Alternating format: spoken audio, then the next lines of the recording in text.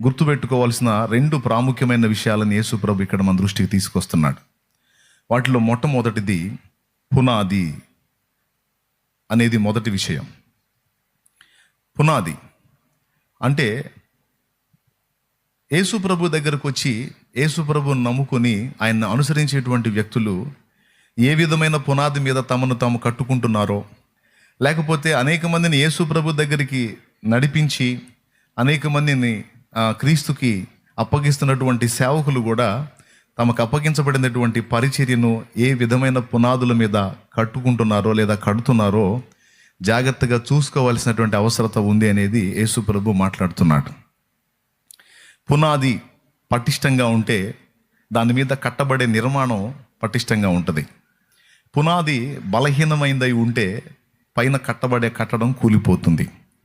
ఇది మనం దృష్టిలో పెట్టుకోవాల్సినటువంటి మొదటి సంగతి. రెండవది ఏంటంటే, వాన వచ్చెను, వరదలు వచ్చెను, గాలి విసిరి ఆ ఇంటి మీద కొట్టెను అనే మాట రెండవదిగా ప్రభు గుర్తు చేస్తున్నాడు. కట్టబడినటువంటి ఇంటి మీద నువ్వు గట్టి పునాది వేసుకొని దాని మీద కట్టుకుంటావో, లేకపోతే ఇసుక లాంటి బలహీనమైనటువంటి పునాది మీద కట్టుకుంటావో, నువ్వు ఎలా కట్టుకున్నా నీకు ఒకటి మాత్రం ఖాయం. యేసు ప్రభుతో జీవితాన్ని పంచుకోగోరినటువంటి వ్యక్తులు ఖచ్చితంగా ఈ మూడింటిని ఎదుర్కొంటారు. వానను ఎదుర్కొంటారు, వరదలను ఎదుర్కొంటారు, పెనుగాలుల్ని కూడా ఎదుర్కొంటారు. అంటే మీకు అర్థమైపోయింది ఈజీగానే. యేసు ప్రభువులో జీవితాన్ని ప్రారంభించిన వాళ్ళకి జీవితం సుఖవంతంగా, విలాసవంతంగా, సౌకర్యవంతంగా ఉంటుందని అనుకోవద్దు.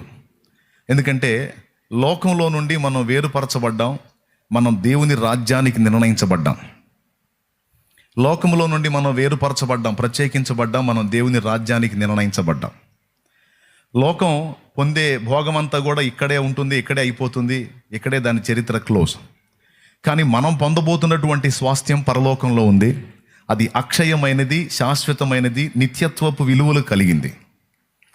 ఆ శాశ్వతమైనటువంటి నిత్య జీవాన్ని, అలాగే నిత్య స్వాస్థ్యాన్ని కూడా మనం పొందడానికి పిలువబడ్డాం. అయితే మనం అలా పిలువబడ్డప్పుడు మరి మనకి ఒక శత్రువు ఉన్నాడు. ఆ శత్రువు పేరు అపవాది లేక సాతాను అని బైబిలే సాక్ష్యం ఇచ్చింది. అలాగే వాని సంబంధమైనటువంటి దూతలు, వాళ్ళ ద్వారా వచ్చేటువంటి వాన కావచ్చు, వరదలు కావచ్చు, పెనుగాలి కావచ్చు, మన విశ్వాస జీవితాన్ని కూల్చేయడానికి, పునాది మీద మనం కట్టుకున్నటువంటి నిర్మాణాన్ని బ్రద్దలు చేయడానికి వాడి వంతు వాడు నిరంతరం దాడి చేస్తూనే ఉంటాడు. ఇప్పుడు ఒక ఇల్లంటూ కట్టబడింది అంటే దానికి వాన, వరదలు, గాలి వచ్చే అవకాశం ఉందా లేదా? ఇప్పుడు మీరందరూ ఇళ్లలోనే నివాసం ఉంటున్నారు, నేను కూడా ఒక ఇంట్లోనే నివాసం ఉంటున్నాను. మీరుండే ఇంటికైనా నేనుండే ఇంటికైనా వాన తాకిడి ఉంటుందా ఉండదా? నోరు తెరిచి పెద్దగా చెప్పండి. ఉంటుందా ఉండదా? రైట్. వరదల తాకిడి ఉంటుందా ఉండదా? 2. పెనుగాలుల తాకిడి ఉంటుందా ఉండదా? ఎప్పుడు? 10 సంవత్సరాలకు ఒకసారా, 20 సంవత్సరాలకు ఒకసారా, లేకపోతే బ్రతుకు మొత్తంలో ఒకసారా, లేకపోతే ప్రతి సంవత్సరమా? చెప్పండి. ఖచ్చితంగా ప్రతి సంవత్సరం. కొన్నిసార్లు వేసవి కాలంలో భయంకరమైనటువంటి పెనుగాడ్పులు వచ్చే అవకాశం ఉంటుంది. వేసవి కాలంలో సుడుగాలు ఎక్కువ వస్తూ ఉంటాయి. వర్షాకాలంలో గాలి, వానలు కూడా వచ్చే అవకాశం ఉంటుంది. ఓకే, ఉండదా? ఒక్కోసారి వరదలు వస్తాయి. వాన వస్తేనేమో ఒకరోజు పూట పడిపోద్ది. వాన వస్తే రోజులో 2 సార్లు 3 సార్లు పడిద్ది. వరదలు వస్తే అలా కాదు, 4-5 రోజులు తుఫాను పట్టిద్ది, 3-4 రోజులు తుఫాను పట్టిద్ది. తుఫాను బట్టి కొడతా ఉంటుంది. ఇక అవునా? అది 3-4 రోజులు ఎడతెరిపి లేకుండా వర్షం కురుస్తూ ఉన్నందున ఇళ్ళ చుట్టూ నీళ్లు. ఒక రకంగా చెప్పాలంటే మన సమాజాలు చెరువుల్ని తలపోసే విధంగా ఉంటాయి, తలపించే విధంగా ఉంటాయి. మన ఇళ్ళ చుట్టూ నీళ్ళే. ఈ అనుభవాలు మీకు ప్రతి ఏటా తగులుతాయా, లేకపోతే ఎప్పుడన్నా ఒకసారి తగులుతాయా? ప్రతి సంవత్సరం వర్షాకాలంలో కనీసం గట్టి వానలు 4-5 మనం ఎదుర్కొంటాం. అవునా? ఇక్కడ గ్రహించాల్సింది ఏంటంటే, ఒక ఇల్లు అంటూ కట్టుకున్న తర్వాత మనం ఉన్నంత వరకు, ఆ ఇల్లు ఉన్నంత వరకు ప్రతి సంవత్సరం దానికి గాలి దెబ్బ తగిలిద్ది, అలాగే వాన దెబ్బ తగిలిద్ది, వరదల దెబ్బ కూడా తగిలిద్ది. వాన పడ్డప్పుడేమో జస్ట్ పైన నీళ్లు పడిపోతాయి, గాలి కొట్టినప్పుడేమో అవసరమైతే ఇల్లుని కదిలించేంత పెనుగాళ్ళు వచ్చి కొట్టే అవకాశం ఉంటుంది. వరదలనుకో ఇంటి చుట్టూ నీళ్లు నిలబడి ఇంటిని నానబెడతాయి, అంటే ఇంటి పునాదుల్ని నానబెడతాయి. ఒకవేళ పునాదులు పటిష్టంగా లేవనుకో ఆ నీళ్ల తాకిడికి, ఆ ఫ్లోటింగ్కి ఇల్లు కూలే అవకాశం ఉంటుంది. మనం కట్టుకున్నటువంటి గోడలు మట్టి గోడలు, పునాదులు సరిగా లేవనుకో దొర్లి పడతా ఉంటాయి అవి. అలా ఇల్లు కూలి చనిపోయిన వాళ్ళు చాలామంది ఉన్నారు. మనం ప్రతి ఏటా ప్రతి సంవత్సరం మనం చూస్తూ ఉంటాం. ఇప్పుడు కేరళలో మీరు గమనించండి, ప్రతి సంవత్సరం ఈ జలప్రళయం వస్తూనే ఉంటుంది. కొంత నష్టం జరుగుతూనే ఉంది, ప్రాణాలు పోతున్నాయి, ఇళ్ళు కూలిపోతున్నాయి, గ్రామాలు కొట్టుకుపోతున్న పరిస్థితి దాదాపు ప్రతి సంవత్సరం కొంతవరకైనా సరే కేరళలో మనం చూస్తున్నాం, అలాగే మన రాష్ట్రాల్లో కూడా మనం చూస్తున్నాం. ఓకేనా? అంటే దీన్ని బట్టి మనకు అర్థమవుతుంది ఏంటంటే, ఒక ఇల్లు అంటూ నిర్మాణం అయిన తర్వాత దానికి ఎప్పుడో ఒకసారి తుఫాను, ఎప్పుడో ఒకసారి లేదా సంవత్సరాలకు ఒకసారి కాదు, తరచుగా అది గాలి బారిన పడిద్ది, తరచుగా అది వానల బారిన పడిద్ది, తరచుగా అది వరదల బారిన పడిద్ది. అవునా? అలా పడినప్పుడు పునాది ఒకవేళ పటిష్టంగా కానీ ఉన్నట్టయితే, అది బండ మీద కట్టబడిన పునాదిగా కానీ ఉన్నట్టయితే వాన కురిసినా ఇబ్బంది లేదు, వరదలు వచ్చి 4 రోజులు ఇంటి చుట్టూ నీళ్లు ఫ్లోటింగ్ ప్రవహించినా ఇబ్బంది లేదు, పెనుగాలి వీచినా దానికి ఇబ్బంది లేదు. ఎందుకంటే దాని పునాది బండ మీద ఉన్నప్పుడు, పునాది గట్టిగా ఉన్నప్పుడు ఎన్ని ప్రతికూలతలు వచ్చినా ఇల్లు కూలదు.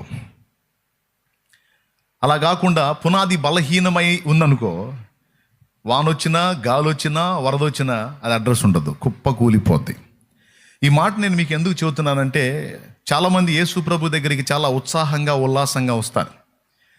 వచ్చిన వాళ్ళు ఆవేశాలతో దేవుణ్ణి ప్రేమించినట్టు హడావుడి చేసి, ఇక దేవుడే సర్వస్వం, దేవుడే ప్రపంచం, ఇక దేవుడే లోకం, ఇక అంతా ఆయనే నాయన అని బాప్తీసం కూడా పొందుతారు. బాప్తీసం పొంది కొంతకాలం అయిన తర్వాత నేను కొంతమందిని గమనించాను, వాళ్ళు మళ్ళీ యేసు ప్రభును విసర్జించి మళ్ళీ లోకానుసారమైన జీవితంలోకి వెళ్ళిపోయిన జీవితాలు కొన్ని నేను చూశాను. వాళ్ళు ఎంత ఆవేశంగా వచ్చారో, ఎంత హడావిడి చేశారో, అంతే ఆవేశంగా అంతే హడావిడిగా మళ్ళీ వాళ్ళ లోకంలో కలిసిపోయారు. ఇలా కలిసిపోయిన వాళ్ళలో విశ్వాసులు ఉన్నారు, పరిచారకులు ఉన్నారు, కొంతమంది ఈ మధ్యకాలంలో సేవకులు కూడా కొంతమంది బయటపడుతున్నారు. ఒకప్పుడు అతడు యేసు ప్రభుని సేవకుడుగా సేవ చేశాడు, కొంతమందిని ప్రభులోకి నడిపించిన ఒక సేవకుడు ఈ మధ్యకాలంలో నేను యేసు ప్రభుని వదిలేస్తున్నాను, నేను మళ్ళీ నా పాత ప్రాచీన జీవితంలోనికి, ప్రాచీన భక్తి మార్గంలోకి నేను వెళ్ళిపోతున్నానని వెళ్ళిపోయినటువంటి వ్యక్తుల్ని కొంతమందిని మనం చూస్తూ ఉన్నాం. ఎందుకు వీళ్ళు ఇలా అయిపోతున్నారు, ఎందుకు ఇలా జరుగుతుంది అంటే, పునాది క్రమంగా లేకపోవటం. వాళ్ళు వేసుకున్న పునాది, లేకపోతే దైవ సేవకులు వాళ్ళకేసిన పునాది పనికి మాలిన పునాదిగా ఉన్నందున అలా విశ్వాస విషయంలో ఓడ బద్దలైపోయినట్టు, ఇల్లు కూలిపోయినట్టు వాళ్ళ బ్రతుకులు అయిపోతూ ఉన్నాయి. ఎంతమందికి అర్థమైంది ఇప్పుడు నేను చెప్పినంత వరకు? కానీ కొంతమందిని చూస్తే వాళ్ళు హతసాక్షులుగా కూడా మారిపోతున్నారు, కానీ ప్రభువుని మాత్రం వదిలిపెట్టట్లా. మీరు చంపండి, అవసరమైతే చచ్చిపోతాం, కానీ యేసు ప్రభుని మాత్రం వదిలిపెట్టాం. వాళ్ళ ప్రాణాలు పోయినా, లేకపోతే వాళ్ళ ఇంట్లో ఎవరి ప్రాణం పోయినా, లేకపోతే వాళ్ళ సమస్తం కోల్పోయినా, వాళ్ళు ఏం నష్టపోయినా సరే యేసు ప్రభుని మాత్రం వదిలిపెట్టారు. ఎందుకంటే వారి పునాది బండ మీద కట్టబడిన ఇంటి వలె పటిష్టంగా ఉంది. కొంతమంది పునాదులు బలహీనంగా ఉన్నాయి, అవి కూలిపోతున్నాయి. కొంతమంది పునాదులు పటిష్టంగా ఉన్నాయి, నిలబడుతున్నాయి. ఇప్పుడు సేవకుడు ఆలోచించాల్సిన విషయం ఏంటంటే, నేను ఒక సంఘాన్ని కట్టాను, ఒక సంఘాన్ని నడిపిస్తున్నాను, అది 30 మంది కానీ, 50 మంది కానీ, 100 మంది కానీ, 200 కానీ, 400 కానీ, 1000 కానీ, ఇంకంతకంటే ఎక్కువ కానీ, నేను కట్టినటువంటి సంఘము ఎలాంటి పునాదుల మీద నేను కడుతున్నాను, ఆ పునాదులు ఎలా ఉన్నాయి, మరి ప్రతికూలతలు వచ్చినప్పుడు వాళ్ళు కూలిపోయే ఇళ్లలాగుంటున్నారా, లేకపోతే పటిష్టంగా ఎదురుతన్ని నిలబడేటువంటి వాళ్ళుగా ఉంటున్నారా అనేది ప్రతి సేవకుడు తన సంఘం విషయంలో కలిగి ఉండాల్సినటువంటి పరిశీలన. ఈ విషయంలో గ్రహింపు కోల్పోతే ఇసుక మీద ఇల్లు కట్టుకొని చివరికి అన్ని కోల్పోయినటువంటి బుద్ధిహీనులాగా నిలబడాల్సి వచ్చింది. అందుకే నా మట్టుకు నేను ఈ పునాదుల విషయంలో కాస్త జాగ్రత్తగా ఉండాలని ఆశిస్తాను. నా తమ్ముళ్ళకి కూడా, సేవకులకి, అన్నలకి, తమ్ముళ్ళకి, అందరికీ నేను అదే బోధిస్తాను. మీరు ఎవరికి బోధించినా, ఏ సంఘాన్ని మీరు కట్టే సంఘము ఎలాంటి పునాదుల మీద ఉందనేది మీరు చూసుకోవాలి. కొంతమంది చాలా హడావుడిగా కనపడతారు, చాలా భక్తి విశ్వాసాలను కనపరుస్తారు, ఇక దేవుడే ప్రపంచం అన్నట్టు ఉన్నారు. కానీ నేను వాళ్ళని చూసి ఆశ్చర్యపోయిన తర్వాత వాళ్ళు ఎంత ఆసక్తిగా, నాకు తెలిసి ఒక సోదరి తన కుమార్తెకు హెల్త్ బాగలేనప్పుడు దేవుని సన్నిధికి వచ్చింది. ఆమెకి ఏదో బలహీనత, ప్రాణాంతకమైన జబ్బు వచ్చింది. అయితే ఆమె డెడ్లీ కండిషన్లో ఉంది. ఆ టైంలో ఆ సోదరి ఆ పిల్లని తీసుకొని వచ్చింది. ఇక నాకు యేసుప్రభువేనన్నా, నాకు సమస్తం ఆయనేనన్నా, నేను మాత్రం ఇంకా ఆయన్ని వదిలిపెట్టే ప్రసక్తి లేదన్నా. అంటే నేను అన్నాను, నీ కుమార్తెకు హెల్త్ బాగలేదని నువ్వు వచ్చావు, ఒకవేళ నీ కుమార్తెను దేవుడు తీసుకుంటే నువ్వు విశ్వాసంలో ఉంటావు అంటే, నేను నా కుమార్తె కాదు, నేను పోయినా కూడా నేను దేవునిలోనే ఉంటాను, నేను దేవుని విడిచిపెట్టను అని ఆమె హడావుడిగా మాట్లాడింది. సో ఆమె ఆసక్తిని బట్టి, నిజంగా ఆమె పట్టుదలను బట్టి నాకు సంతోషం కలిగింది. నేను ఆమెను నమ్మి బాప్తీసం ఇచ్చాను. నేను తర్వాత కొద్ది రోజుల తర్వాత మరి దేవుని చిత్తమైంది, ఆ పాపను దేవుడు తీసుకున్నాడు. కొన్నిసార్లు మనం భూమి మీద ఉంటాం, దేవుని చిత్తం క్షేమం మనకి. కొన్నిసార్లు మనం భూమి మీద ఉంటాం, దేవుని చిత్తం కానప్పుడు కొంతమందిని దేవుడు తీసుకుంటాడు, లేదా కొన్ని పరిస్థితులను బట్టి దేవుడు తీసుకుంటాడు. ఒక వ్యక్తి చిరుప్రాయంలో వెళ్ళడానికి లేదా మధ్యస్థంలో వెళ్ళడానికి ఎన్నో కారణాలు ఉంటాయి, సహేతుకమైన కారణాలు చాలా ఉంటాయి, దేవుని దగ్గర ఉంటాయి. కొన్ని బైబిల్లో మనం పరిశీలించినప్పుడు మనకు అర్థమవుతాయి. సో ఆ పాపని దేవుడు ఎందుకు తీసుకున్నాడో, పాపం నేను ప్రార్థించాను, ఆమె ప్రార్థించింది. మరి కొంతమంది బ్రతికారు, కొంతమందిని దేవుడు తీసుకున్న చరిత్ర కూడా ఉంది. అది కూడా నేను చెప్తాను. ప్రభు చిత్తం కానప్పుడు, ప్రభు ప్రార్థన విని బాగు చేసినవి, ప్రభు చిత్తం కానప్పుడు తీసుకున్నవి కూడా కొన్ని ఉన్నాయి. ఏ కారణం చేత తీసుకున్నాడో లేదా వారి విశ్వాస పరీక్ష నాకు తెలియదు. మొత్తానికి మాత్రం ఆ ప్రతికూలత ఏర్పడింది, ఆ పాపను దేవుడు తీసుకున్నాడు. ఆ రోజు నుంచి ఈ రోజు వరకు మళ్ళీ ఆమె కనపడలే నాకు. ఆల్రెడీ ప్రాణాంతకమైన జబ్బుతో బాధపడుతున్న పాపం తీసుకొచ్చిన ఆ సోదరి ఆ రోజు నుంచి ఈ రోజు దాకా, ఆమె చనిపోయింది పాప, ఇంక అప్పటి నుంచి ఇప్పుడు దాకా కనపడలా. అంటే బహుశా ఆమె ఎందుకు వచ్చినట్టు, ఆ పాప కోసం వచ్చింది. ఆ పాప బ్రతికితే మనం క్రీస్తులో ఉందాం, ఒకవేళ పాప చనిపోతే జంప్ అవుదాం. కానీ నాకు మాత్రం ఏం మాటలు చెప్పింది, పాప ఉన్నా పోయినా, నేనున్నా పోయినా యేసుప్రభుని మాత్రం నేను వదిలిపెట్టను, ఆయనే లోకరక్షకుడు, ఆయన నా పాప విమోచకుడు, సో నేను ఆయన్ని ఒప్పుకుంటున్నాను, నేను అంగీకరిస్తున్నాను, నేను ఆయనతోనే ఉంటానని చక్కగా అన్ని చెప్పి రక్షణ పొందిన వ్యక్తి ఆ రోజు నుంచి ఈ రోజు దాకా మళ్ళీ కనబడలా. అంటే ఆమె విశ్వాసం దేన్ని ఆధారం చేసుకొని ఉంది, తగ్గితే నిలబడదాం, తగ్గకపోతే జంప్ అవుదాం, ఒక స్వస్థత కార్యం మీద ఆధారం చేసుకొని ఉంది. నేను అంటాను, స్వస్థత కార్యాలు పునాదులు కాదు. మనకు దేవుడు చేసే అద్భుతాలు, సూచక్రియలు, మహత్కార్యాలు మనకు పునాదులు కాదు. మనకు పునాది ఏంటంటే సత్యవాక్యం, సత్యం. యేసు ప్రభు దగ్గరికి వచ్చినప్పుడు, బాగా వినండి, యేసు ప్రభు దగ్గరకు వచ్చినప్పుడు చాలామంది ఎలాంటి పరిస్థితుల్లో వస్తారంటే, ఇబ్బంది, అప్పులు, ఆర్థిక సమస్యలు, రోగాలు, జబ్బులు, నానా విధమైన ఇబ్బందులతో వస్తారు. ఎందుకు? అన్ని గుళ్ళకు పోయినట్టు యేసుప్రభు గుడికి కూడా పోదాం, ఎన్ని తిరిగాం తగ్గలేదు, సమాధానం రాలేదు, యేసుప్రభు దగ్గర వచ్చిద్దేమో అని సహజంగా వస్తాను. నేను కూడా ప్రారంభంలో చర్చికి వెళ్ళినప్పుడు నేనున్న బాధల్లోంచి నన్ను యేసుప్రభు విడిపిస్తాడేమో అన్న ఆలోచనతోనే నేను వెళ్ళాను. యేసుప్రభు దగ్గరికి వెళ్ళిన తర్వాత నేను ఒక పని చేశాను. సరే, ఇప్పుడు ఆయన నా బాధలు తీసేస్తాడా, అందరితో పాటు నేను కూడా మోకాళ్ళు వేద్దాం, అందరితో పాటు నేను కూడా స్తోత్రాలు చేద్దాం, అందరితో పాటు నేను కూడా ప్రార్థన నేర్చుకుని ప్రార్థన చేద్దాం అనేవి సహజంగా అనుకుంటాను. నేను అలా కాకుండా అసలు యేసుప్రభు దగ్గరికి వచ్చాను. ఇంతకు యేసుప్రభు ఎవరు? యేసుప్రభు నా కోసం ఏం చేశాడు? యేసుప్రభు ఎందుకు నిజమైన దేవుడు? లోకంలో ఇంతవరకు నేను సేవించిన వాళ్ళకి యేసుప్రభుకున్న వ్యత్యాసం ఏంటి? ఇప్పుడు ఆయన గురించి తెలుసుకుంటే కదండి మన పునాది పటిష్టంగా ఉండేది. అవునా? మీరేమి అర్థం కానట్టు ముఖాలు పెట్టారు? అర్థం కాలేదా? లేదా అర్థం? స్తోత్రం చెప్పండి అందరు కలిసి, గట్టిగా చెప్పాలి అంత చిన్నగా. ఇంకొకసారి చెప్పండి. ఇప్పుడు అసలు ఆయన ఎవరు, ఆయన నా కోసం ఏం చేశాడు, ఆయన వల్ల నాకు వచ్చేటువంటి ప్రయోజనం ఏంటి, నేను ఆయన కొరకు చేయాల్సింది ఏంటి అనే విషయాల్లో స్పష్టత లేకుండా ఏదో అందరూ పోయారు నేను పోయాను, అందరూ వచ్చారు నేను వచ్చానంటే అది గుడ్డి విశ్వాసం, అది మూఢత్వం, మూఢ విశ్వాసం. ఈరోజు ఇక్కడ కూర్చున్న మీలో కొంపదీసి ఎవరన్నా ఆ బాపతగా వస్తే దయచేసి ఇప్పుడు నేను చెప్పిన విషయాలు మీరు గ్రహించాలి. నేను చర్చికి వెళ్ళినప్పుడు అలాంటి అంధవిశ్వాసంతో సహజంగా అందరూ వెళ్ళినట్టే నేను కూడా వెళ్ళినా, అక్కడికి వెళ్ళిన తర్వాత దేవుడు నా మనోనేత్రాలు వెలిగించాడు. ముందు ఆయన నాకేం చేస్తాడు, నా అప్పులు తీరుస్తాడా, సమస్యలు తీరుస్తాడా, బాధలు తీరుస్తాడా అనే సంగతి పక్కన పెట్టి అసలు ఇంతకీ ఈయన ఎందుకు దేవుడు, ఎప్పుడు దేవుడు, ఎలా దేవుడు, నేను మొక్కే వాళ్ళకి ఇతనికి ఉన్న వ్యత్యాసం ఏంటి, నేను ఎందుకు ఇతన్ని ఫాలో అవ్వాలనేటువంటి విషయాన్ని నేను స్పష్టంగా తెలుసుకోవాలనుకున్నాను. ప్రభు నాతో మాట్లాడాడు, కార్యాలు చేశాడు. అయితే అవన్నీ పక్కన పెట్టి నేను ఆయన్ని స్పష్టంగా తెలుసుకోగోరాను. ఎందుకంటే పునాది బలంగా ఉండటం కోసం.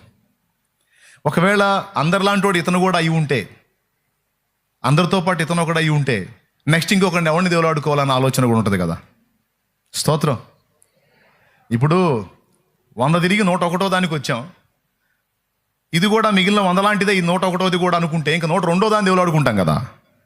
అందుకని అసలు ఏం సంగతి ఏందో తెలుసుకుందామని యేసు ప్రభు యొక్క వ్యక్తిత్వాన్ని, ఆయన దేవత్వాన్ని, ఆయన ప్రేమతత్వాన్ని, మానవ జాతిని రక్షించడం కోసం ఆయన చేసినటువంటి కార్యాన్ని, అసలు యేసు ప్రభుని ఒకడు ఎందుకు నమ్ముకోవాలి అనే ముఖ్యమైన పాయింట్ని తెలుసుకోవడానికి దేవుడు నాకు మనోనేత్రాలు వెలిగించాడు. యేసు ప్రభుని నమ్ముకోక ముందు శ్రమ పొందాను. యేసు ప్రభును నమ్ముకున్న తర్వాత కూడా చాలా శ్రమలు వచ్చినాయి, ఎన్నో ఆటుపోట్లు వచ్చినాయి. విశ్వాస జీవితంలో ఉన్నప్పుడు వచ్చినాయి, సేవలోకి వచ్చినాక ఇంకా వచ్చినాయి. కానీ విశ్వాస జీవితంలో ఉన్నప్పుడు, అంటే ఒక విశ్వాసిగా మీలాగా వాక్యం వినే పొజిషన్లో ఉన్నప్పుడు శ్రమలు వచ్చినాయి. వాక్యం చెప్పే సేవకుడిగా మారినప్పుడు కూడా శ్రమలు వచ్చినాయి. కానీ ఎన్నొచ్చినా ఈరోజు కూడా యేసు ప్రభువును వదిలిపెట్టకుండా విశ్వాసంలో నిలిచి ఉండడానికి కారణం ఏంటో తెలుసా? పునాది పర్ఫెక్ట్గా పట్టడానికి దేవుడు కృపనిచ్చాడు. పునాది గట్టిగా ఉంది. కొంతమందికి ఎలా ఉంటుందంటే భక్తి, వాళ్ళని ప్రోత్సహించే వాళ్ళు ఎవరైనా వాళ్ళతో కూడా ఉన్నప్పుడు, వాళ్ళని ప్రోత్సహించే వాళ్ళు, పురికొల్పే వాళ్ళు, పుషప్ చేసే వాళ్ళు ఎవరైనా వాళ్ళతో ఉన్నప్పుడు వాళ్ళ భక్తి బలంగా ఉంటుంది. వాళ్ళు చాలా ఆత్మీయంగా ఉంటారు, చాలా ప్రోత్సాహకరంగా ఉంటారు, చాలా దేవాసక్తి కలిగి ఉంటారు. అలా ప్రోత్సహించే వాళ్ళు దూరం అయినప్పుడు వీళ్ళు వెళ్ళి లోకంలో కలుస్తారు. అప్పుడు అంత భక్తి చేసావు, అంత ఆసక్తిగా ఉన్నావు, ఇప్పుడేం లోకంలో తిరుగుతున్నావు అంటే నన్ను ప్రోత్సహించే వాళ్ళు ఎవరు లేరు. ఏ తల్లి నాకు ఈ ప్రభువుని పరిచయం చేసిందో ఆమె దూరం అయిపోయింది, తర్వాత నేను కూడా ఆయన వదిలేశాను. అదే ఆ అక్క ఉన్నట్టయితే, లేదా ఆ తల్లి ఉన్నట్టయితే, లేదా ఆ అన్న ఉన్నట్టయితే, లేదా ఆ తమ్ముడు ఉన్నట్టయితే నన్ను పిలిచికెళ్ళేవాళ్ళు, ఇప్పుడు నన్ను పిలిచేవాళ్ళు ఎవరు లేరు, అందుకని నేను ఇలాగ మళ్ళీ వెనక్కి వెళ్ళిపోయానని చెప్పిన వాళ్ళు కొంతమంది ఉన్నారు. అంటే వీళ్ళ భక్తి దేని ఆధారం చేసుకుందంటే పక్కన ప్రోత్సహించేవాడిని ఆధారం చేసుకుని ఉందన్నమాట. ప్రోత్సహించేవాడు ఉన్నప్పుడు లైన్లో ఉంటారు, ప్రోత్సహించేవాడు లేకపోతే ఈ లోకంలో కలిసిపోతారు. కానీ నాకు ప్రోత్సహించేవాళ్ళు లేకపోయినా, నేను వేరే ప్రాంతంలో వేరే ఊర్లో రక్షణ పొందాను, ఇక్కడ కాదు వేరే ఊర్లో రక్షణ పొందాను. అక్కడ నుంచి ఇంకొక ఊరికి వెళ్ళిపోయాను, అక్కడ నుంచి మళ్ళీ ఇంకొక ఊరికి వచ్చాను. నేను ఎక్కడ ఒక దగ్గర నికరంగా లేను. నికరంగా ఉంటే అక్కడ స్నేహితులు ఏర్పడతారు, సహవాసులు ఏర్పడతారు. ఒకవేళ నేను ఆత్మీయంగా దిగజారిపోతే నన్ను ప్రోత్సహించే వాళ్ళు ఏర్పడతారు. కానీ నేను 3 ప్రాంతాలు తిరిగాను. ఒక ఊర్లో రక్షణ పొందాను, ఒక ఊర్లో ఆత్మీయంగా ఎదగటం మొదలుపెట్టాను. అక్కడి నుంచి అనివార్య కారణాలను బట్టి మరొక ఊరికి వచ్చాను. చివరికి ఈ ఊరికి వచ్చినప్పుడు ఇక్కడ నన్ను ప్రోత్సహించేవాళ్ళు కానీ, నాకు భక్తిలో ఎంకరేజ్ చేసేవాళ్ళు కానీ ఎవరు లేరు. పైగా అగచాట్లు, శ్రమలు ఒక పక్క తరుముతున్నాయి, మరో పక్కనేమో సహవాసం లేదు. అయినా సరే దేవుని కృపను బట్టి నేను నిలబడి ఈ రోజు వరకు క్రీస్తుని విసర్జించకుండా క్రీస్తులో నిలబడి ఉండటానికి కారణం ఏమై ఉంటుందంటే, ఫస్ట్ దేవుని కృప, 2 ఆయన వేసిన పునాది.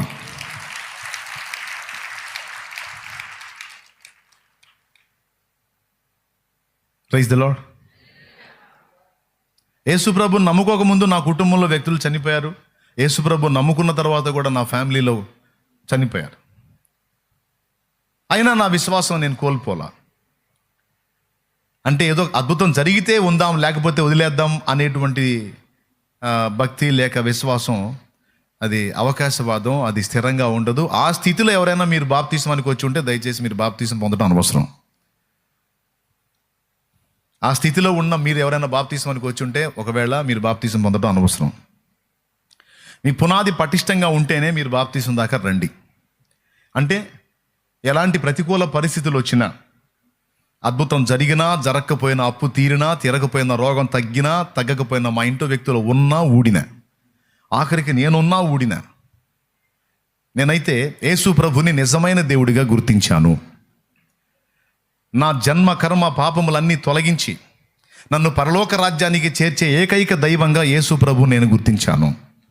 ఒక దేవునికి ఉండాల్సినటువంటి క్వాలిటీస్ అన్నీ కూడా యేసు ప్రభులోనే ఉన్నాయని నేను గుర్తించాను.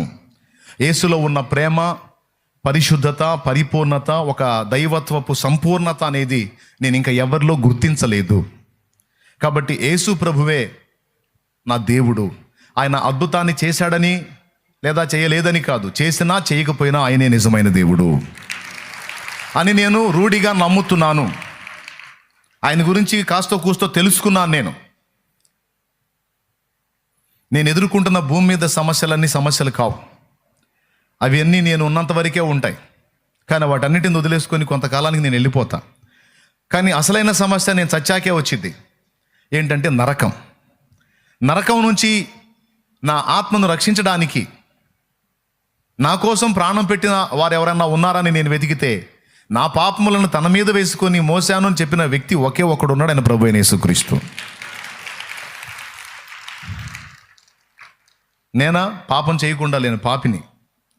నా పాపాలు నా తల వెంట్రుకల కంటే విస్తారంగా ఉన్నాయి. మరి పాపాదవశ్యం మరణం ప్రయాతి, పాపాదవశ్యం నరకం ప్రయాతి. పాపం వల్ల నరకం వస్తుంది. ఆ నరకం నుంచి నేను కాపాడబట్టానికి, యుగయుగాలు అగ్ని ఆరని పురుగు చావని ఆ స్థలం నుంచి నేను బయటపడటానికి నాకు దిక్కెవరు అని నేను వెతికితే, నేను మొక్కిన వారు, నేను సేవించిన వారు ఎవరు కూడా నరకం నుంచి ఇదిగో నేను నిన్ను కాపాడుతాను, నీ కోసం నేను ఇది చేశానని చెప్పినోడు ఒక్కడు లేడు. కానీ యేసు ప్రభు, ఇదిగో నీ పాపముల కొరకు నేను నా ప్రాణమును పెట్టుచున్నాను, ఇదిగో నీవు నరక శిక్షను తప్పించుకోవడానికి నేను నిన్ను విమోచించి ఉన్నాను, నీ రక్షణార్థమైన క్రయధనము నేను చెల్లించున్నానని చెప్పి నాకు బదులు నా స్థానములో సిలువలో ప్రాణం పెట్టి తిరిగి లేచిన యేసుని నేను ఎరుగుదును. ఆయన నా కోసము, నా పాపముల కోసమే సిలువలో చనిపోయారు, సమాధి చేయబడ్డారు. 3వ నాడు ఆయన పునరుద్ధానంతో తిరిగి లేచారు.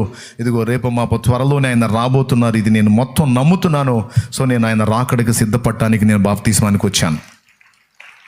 నేను ప్రభువులో ఉండాలనుకుంటున్నాను. నాకు ప్రభువే నిజమైన దేవుడు, నాకు ప్రభువే నాకు సమస్తము. కాబట్టి ఎవరున్నా పోయినా ఏమైనా కాకున్నా నేనైతే యేసయ్యని వదిలిపెట్టే ప్రసక్తి లేదు అనే సరైన పునాది నీకుంటేనే నువ్వు బాప్తిస్మానికి రా. ఒకవేళ నీకు ఆ పునాది ఏర్పడలేదనుకో, కొంచెం టైం తీసుకో, ఇబ్బంది ఏం లేదు. ఇంకా నేను క్లియర్గా తెలుసుకొనే తీసుకోవాలి అనుకుంటావా, ఆగు, ఇబ్బంది ఏం లేదు.